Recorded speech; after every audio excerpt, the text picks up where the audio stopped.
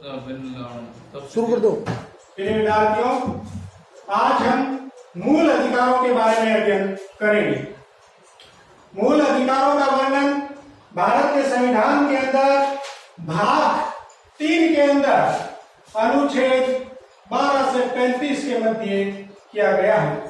दुनिया के किसी भी संविधान के अंदर मूल अधिकारों का जो वर्णन किया गया है, उनका सर्वाधिक वर्णन, सबसे बड़े भाग का वर्णन भारत के संविधान के अंदर किया गया है और विशेषकर अनुच्छेद 19 स्वतंत्रता के अधिकार के अंदर 450 शब्दों का वर्णन किया गया है।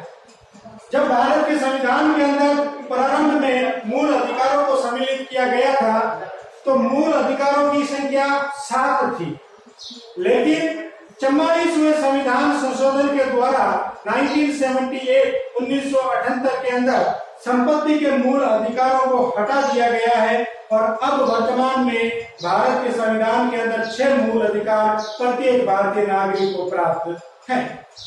न्यायाधीश सप्रू महोदय ने कहा था कि मूल अधिकारों को संविधान में रखने का उद्देश्य प्रत्येक नागरिक को स्वतंत्रता, समानता, न्याय और सुरक्षा प्रदान करना है।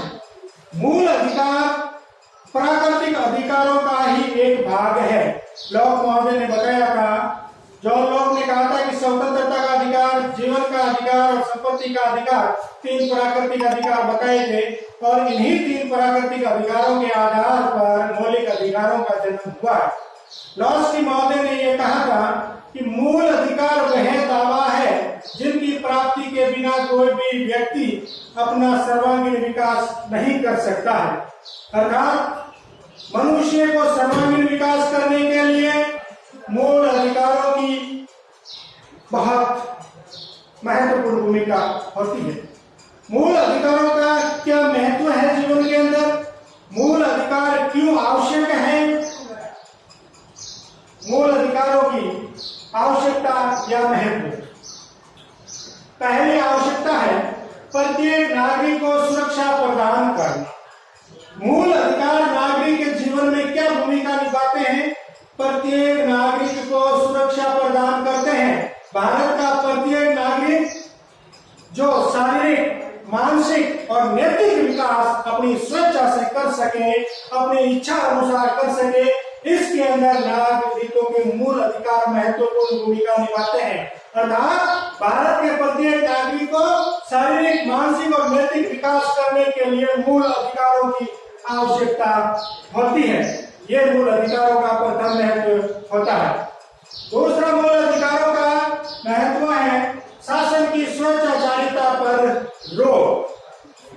कोटिल्य ने कहा था कि भारत में प्रारंभ काल से ही शासकों की स्वेच्छाचारिता पर रोक लगाने के लिए परंपराओं का निषेध नियम लागू किया गया है।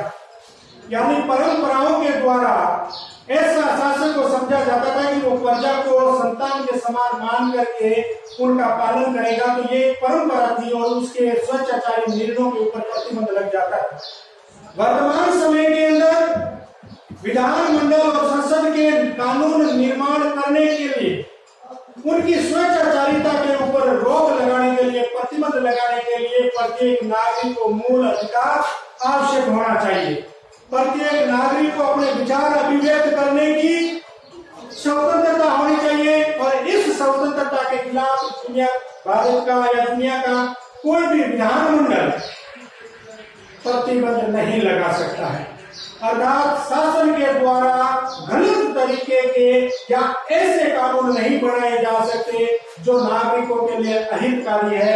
अर्थात शासन की स्वेच्छाचारिता या निरंकुशता के ऊपर रोक लगाने के लिए प्रत्येक देश के नागरिकों को मौलिक अधिकार मिलने ही चाहिए।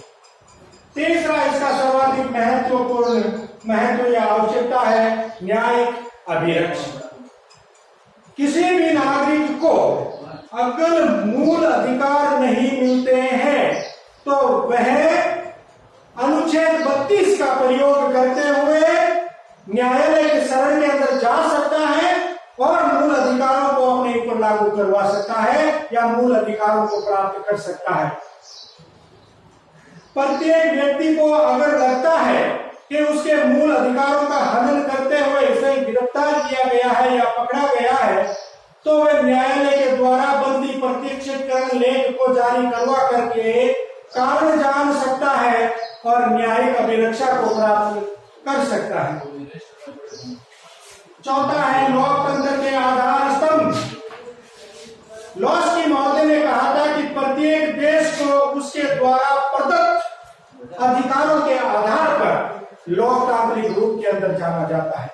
और अगर कोई भी देश वह देश का स्वरूप लोकतांत्रिक है लेकिन वास्तव में क्या वो लोकतांत्रिक है, इस बात का स्पष्ट निर्णय तब किया जा सकता है जब वहां के शासन के द्वारा अपने नागरिकों को कितने मूल अधिकार प्रदान किए गए हैं।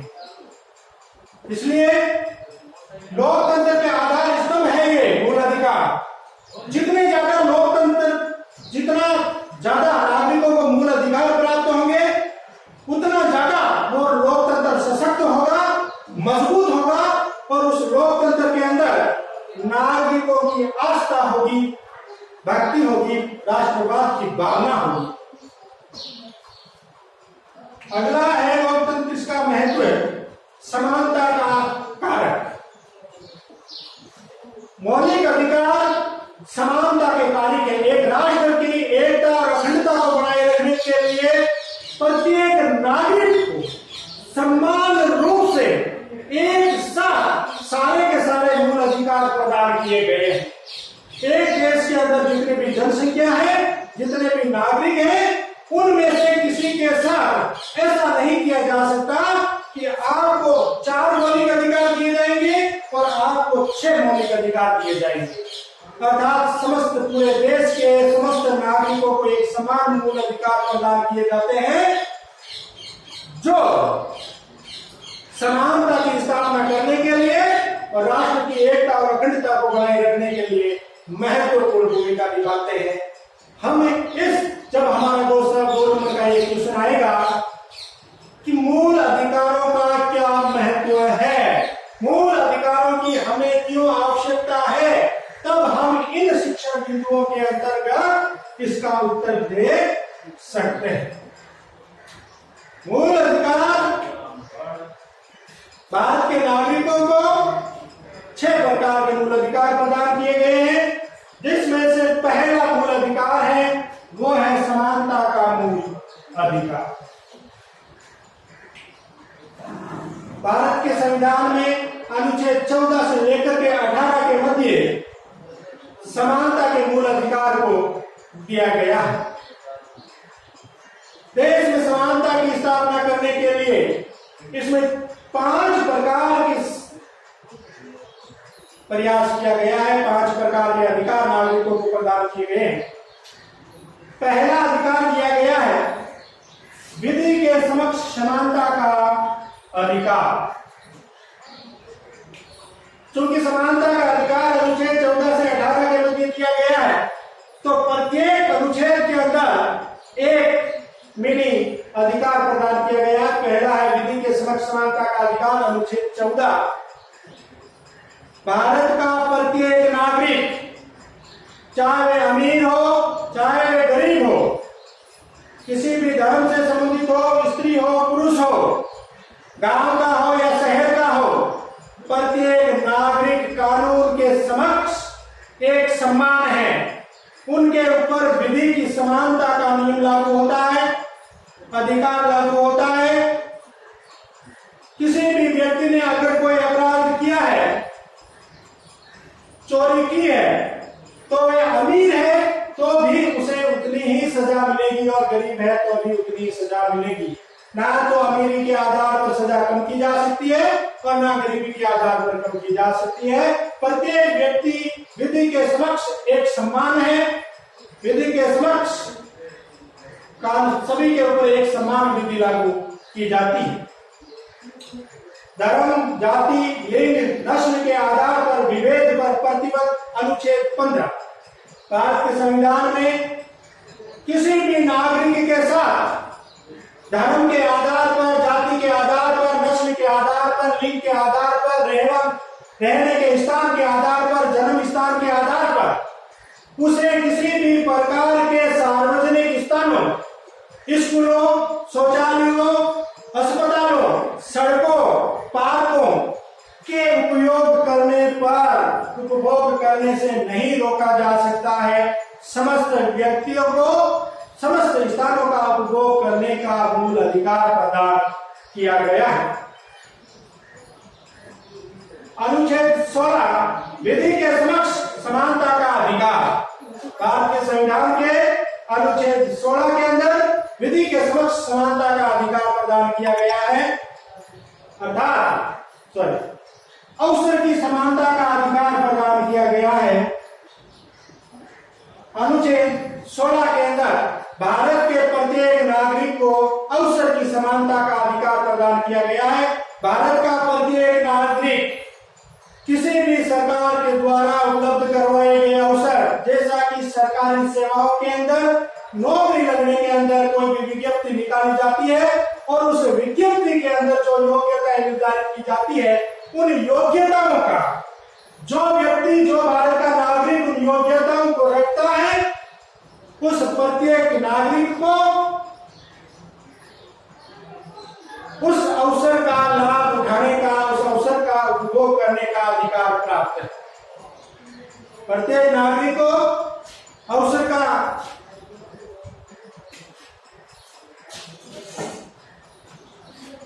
अस्पृश्यता पर प्रतिबंध। भारत के संविधान के अनुच्छेद 17 के अंदर ये कहा गया है कि भारत के किसी भी नागरिक के साथ छुआछूत करना एक गहरा बहुत बड़ा अपराध है। अर्थात भारत के संविधान में शुरू से ही अस्पृश्यता निवारण अधिनियम 1955 को लागू कर दिया गया था और अस्पृश्यता को किसी भी आधार पर मान्य नहीं किया गया था, और फिर इसी को ही नागरिक संरक्षण अधिनियम 1955 के नाम से रखा गया था। ऐसी परिस्थितियों को रोकने के लिए सबसे महत्वपूर्ण अधिनियम अनुसूचित जाति या अनुसूचित जनजाति अत्याचार निवारण अधिनियम 1919 यानी 1989 को एक लागू किया गया था, जिसको प्रभावी रूप से लागू करके किसी भी प्रकार के ऐसे व्यवहार के ऊपर प्रतिबंध लगाया गया था। अगला है उपाधियों का अंत।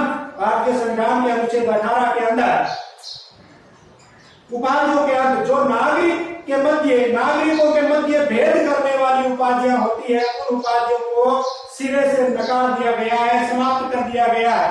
अंग्रेजी शासन काल के अंदर धन शक्ति और राज शक्ति के आधार पर प्रत्येक नागरिकों को, कुछ नागरिकों को उपाधियां दी जाती थी और जो नागरिक और नागरिक के मध्य भेद करती थी। तो भारत के संविधान में अनुच्छेद 18 के अंदर देश के समस्त नागरिकों में समानता की स्थापना करने के लिए उपाधियों का अंत कर दिया गया है।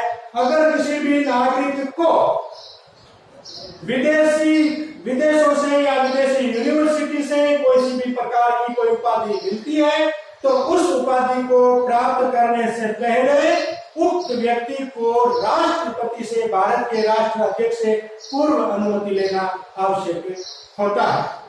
प्रिय विद्यार्थियों, आज हमने पढ़ा मूल अधिकारों का महत्व और मूल अधिकारों के प्रकार में समानता का मूल अधिकार पढ़ा है। हम नेक्स्ट अगले वीडियो के अंदर अगले मूल अधिकारों के बारे में और चर्चा करेंगे। तब तक दीजिएगा इजाजत। नमस्कार। गुड।